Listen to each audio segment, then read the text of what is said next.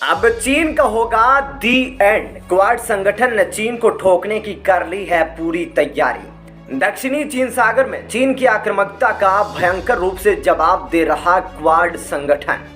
भारत से जाते जाते ऐसे जयशंकर जी ने चीन के राजदूत को दी है भारत से पंगा ना लेने की नसीहत। दोस्तों, जैसा कि आप सब जानते हैं कि दक्षिणी चीन सागर से लेकर हिंद महासागर तक चीन अपनी नौसेना के दम पर कई बार दक्षिणी चीन सागर में छोटे देश फिलीपींस, वियतनाम, इंडोनेशिया जैसे देशों की नौसेना को पीछे धकेल चुका है और साथ ही कई बार अपनी अंडर वाटर पनडुब्बियों के दम पर भारत में घुसपैठ करने की कोशिश करी है। हालांकि हर बार भारतीय नौसेना के सतर्क रहने के कारण चीन को पीछे हटना पड़ा है। लेकिन दोस्तों, अब जब चीन के राष्ट्रपति शी जिनपिंग को चाइनीज कम्युनिस्ट पार्टी की मीटिंग में तीसरी बार राष्ट्रपति चुना गया है, उसके बाद दोस्तों अब चीन के तीखे तेवर एक बार फिर से दिखने लगे हैं।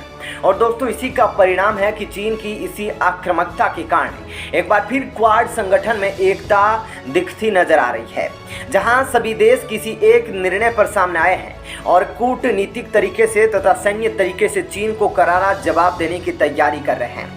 दोस्तों, आप यकीन नहीं मानेंगे कि जब से तीसरी बार चीन के राष्ट्रपति शी जिनपिंग चुने गए हैं, तब से क्वाड संगठन के सदस्य देश भारत, अमेरिका, जापान, ऑस्ट्रेलिया ने एकता का संबंध दिखाते हुए अभी तक औपचारिक रूप से शी जिनपिंग को बधाई तक नहीं दी है। दोस्तों, यह बात देखने में छोटी लगे, लेकिन कूटनीतिक तौर पर यह बात अपने आप में बहुत बड़ी है।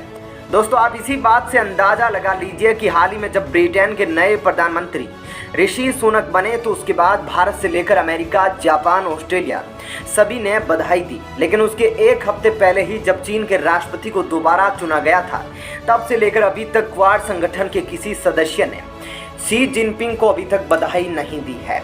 और दोस्तों, इसके कई कारण भी है, जहां चाइना की प्रतिक्रिया साफ साफ दिखती है जो क्वाड के खिलाफ है। वर्तमान में चाइना का क्वाड के सभी सदस्य देशों से दुश्मनी चल रही है, जहां उसने लगभग 2 साल पहले ऑस्ट्रेलिया को धमकाया था और उसके बाद जापान, जिसके साथ चीन का सेनकाकू द्वीप को लेकर विवाद चल रहा है, तो वहीं भारत, जिसके साथ चाइना की अब तक की सबसे बड़ी दुश्मनी चल रही है।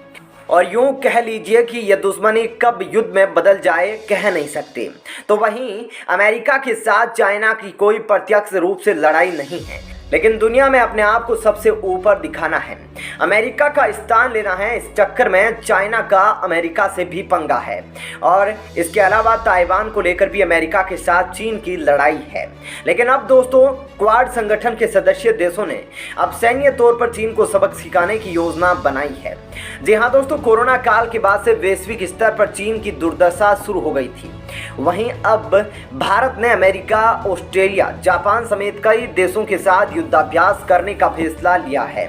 दोस्तों, अहम बात यह है कि अब जो युद्ध अभ्यास होगा वह भारत चीन के पास LAC में होगा। भारत की अमेरिका के साथ चीन से सटी वास्तविक सीमा रेखा यानी कि LAC के पास युद्धाभ्यास करने की तैयारी है, जो कि चीन के लिए एक बड़ा झटका साबित हो सकती है। दोस्तों, भारत के जापान, ऑस्ट्रेलिया और अमेरिका के साथ गहरे रिश्तों से अक्सर चीन की चिड़न सामने आती रही है, इसलिए अब क्वाड से भी चीन खिसियाया हुआ है। क्वाड के सदस्य देशों की बात करें तो इसमें अमेरिका, जापान, भारत और ऑस्ट्रेलिया है। ऐसे में भारत के युद्धाभ्यास करने के कदम को चीन के विस्तारवादी रवैये का एक जवाब माना जा रहा है। दोस्तों, रिपोर्ट्स के मुताबिक इस वर्ष के अंत तक भारत और जापान की सेनाएं भी युद्धाभ्यास करेगी। इसमें नेवी भी शामिल होगी। इसके अलावा ऑस्ट्रेलिया के साथ इन्फेंट्री एक्सरसाइज भी होनी है, जिसमें क्वाड देशों की अहम भूमिका होगी। वहीं 3 अन्य आसियान देशों के साथ भी युद्धाभ्यास की तैयारी की जा रही है, जिससे चीन को भारत दक्षिणी एशिया में झटका देने का संकेत दे रहा है। दोस्तों, युद्धाभ्यास के इस कार्यक्रम के अनुसार सबसे पहले जापान के योकोसुका में अमेरिका, ऑस्ट्रेलिया, जापान और भारत की सेनाएं युद्धाभ्यास करेगी। इस युद्धाभ्यास में वॉरशिप, पनडुब्बी, फाइटर जेट, एयरक्राफ्ट और हेलीकॉप्टर भी शामिल होंगे, जिसकी शुरुआत 8 नवंबर से होगी और अगले 10 दिनों तक यानी कि 18 नवंबर तक यह चलेगा। अब दोस्तों, अहम बात यह है कि इस मालाबार युद्धाभ्यास के जरिए चारों देश चीन को एक बड़ा संदेश दे सकते हैं और चारों देश पहले भी ऐसे ही कदम उठा चुके हैं। क्वाड देशों ने चीन को स्पष्ट संदेश भी दिया है कि इंडो पैसिफिक में किसी की भी विस्तारवादी नीति को स्वीकार नहीं किया जाएगा। वहीं अब एक बार फिर चीन सीमा पर होने वाला युद्धाभ्यास चीन के लिए एक नया झटका साबित हो सकता है। दोस्तों, अब क्वाड संगठन ने चीन को कड़ा संदेश भेजा है, क्योंकि जिस तरह से नवंबर महीने में एक के बाद एक चीन के बहुत ही नज़दीक युद्धाभ्यास होने वाले हैं, खासकर एक जापान के पास जापान की जलीय सीमा में और दूसरा जो LAC सीमा पर होने वाला है। यहाँ पर जापान, ऑस्ट्रेलिया, अमेरिका समेत सभी देशों की सेना भाग लेगी। यह अपने आप में चीन के लिए बहुत बड़ा संदेश है कि चीन की आक्रामकता कहीं ना कहीं चीन को भारी नुकसान पहुंचाएगी। दोस्तों, गत वर्षों में जिस तरह चीन LAC सीमा पर आक्रामक रहा है, उसको देखते हुए अब जिस तरह क्वाड संगठन के सदस्य देश अब नवंबर महीने में LAC सीमा के पास एक सैन्य युद्धाभ्यास करने वाले हैं, यह अपने आप में चीन को एक बहुत बड़ा डरा देने वाली बात है कि चीन के 4 दुश्मन एक साथ वे भी उसके नज़दीक LAC सीमा के पास युद्धाभ्यास कर रहे हैं। यह एक चेतावनी से कम संदेश बिल्कुल भी नहीं है।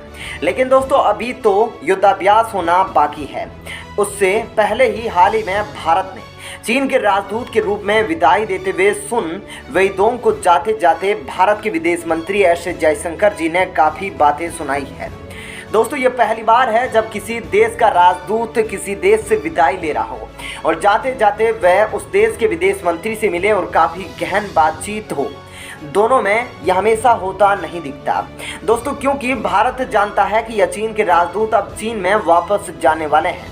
इसलिए भारत और चीन के संबंध वर्तमान में जिस तरह अपने सबसे बुरे दौर से गुजर रहे हैं, उसको देखते हुए भारत के विदेश मंत्री एस जयशंकर जी ने सुन वेइदोंग को बहुत सी बातें कही है।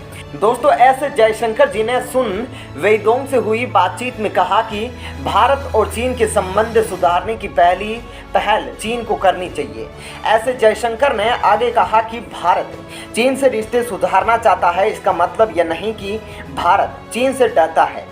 भारत चीन से रिश्ते इसलिए सुधारना चाहता है क्योंकि इसमें एशिया की शांति बनी रहती है। दोस्तों, भारत के विदेश मंत्री ने आगे कहा कि भारत चाहता है कि चीन से भारत के रिश्ते सुधरे और इसके पीछे हमारा कोई डर नहीं है, बल्कि इसका बुरा प्रभाव दोनों देशों पर ही पड़ेगा। उन्होंने कहा कि किस जगह पिछले कई सालों से चीन की आक्रामकता LAC सीमा पर दिखाई दे रही है, वह कहीं ना कहीं भारत चीन के रिश्तों को और अपने सबसे बुरे स्तर पर ले जा रही है। और यदि अगर चीन को रिश्ते सच में भारत से सुधारने हैं तो इसकी पहल खुद चीन को करनी होगी, LAC सीमा पर अपनी आक्रामकता को कम करते हुए। दोस्तों, भारत के विदेश मंत्री ने चीन के राजदूत को जाते जाते ऐसी बात बोली है जिसका सीधा सा प्रभाव आपको या तो कुछ महीनों में दिखने लगेगा या फिर इसका उल्टा प्रभाव दिखेगा। क्योंकि दोस्तों, ये बात चीन के भारत में अब तक राजदूत रहे सुन वेइदोंग भी मान चुके हैं और भारत से कोई भी काम जबरदस्ती नहीं करवाया जा सकता। उन्होंने अपनी खुद विदाई में जाते जाते कहा कि भारत और चीन के संबंध अगर सुलझाने हैं तो चीन को इसके लिए पहल करनी पड़ेगी। चीन को भारत को दुश्मन नहीं देखना बल्कि अपना दोस्त मानकर रिश्ते सुधारने पड़ेंगे।